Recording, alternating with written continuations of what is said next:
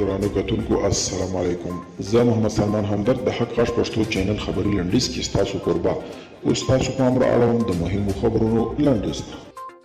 کمال خان بند بشپړېدو سره د ایران پارلمان کې پر یوه غونډه وشوه. د افغانستان د اوبو او تنظیم ادارې وایي د کمال خان بند بشپړېدو ته 2 ګامه پاتې دي او د باران اورېدو او ډېرو اوبو سره به خلک کمال خان بند کې اوبه وویني.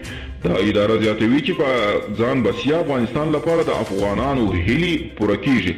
افغانستان د اوبو بندیز د جوړېدو په غبرګون د ایران ولسمشر حسن روحاني د 2019 کال د جولای لومړۍ کې تهران کې د نړۍ د 40 هېوادونو د استازو په ګډون چاپیریال غونډه کې د چاپیریالي ستونزو په یادولو سره وویل په افغانستان کې د کجکي کمال خان سلمان او نورو بندونو د جوړېدو په هکله به چوپ پاتې نشي. د پاکستان د بهرنیو چارو وزیر محمود قریشي ویلي چې هیواد یې د یو سوله ایز خپلواک او پرمختللي افغانستان ملاتړ ته دوام ورکوي. قریشي ټینګار کړی دی چې ټولې خواوې باید د تاوتریخوالي کمولو لپاره اقدامات وکړي څو یو دایمي اوربند ته لاره هواره شي.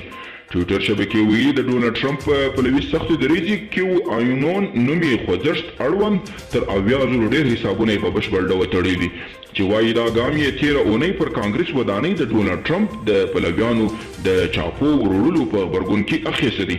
د امریکا د بهرنیو چارو وزیر مایک پامپیو ویلي یو ځل بیا ویلي چې ایران په سیمه کې د ترهګرو ډلو تر ټولو ستر ملاتړی هیواد دی او ټینګار یې کړی دی چې ډېر ژر به د دغه هیواد او القاعده ډلې د اړیکو شواهد له رسنیو سره شریک کړي.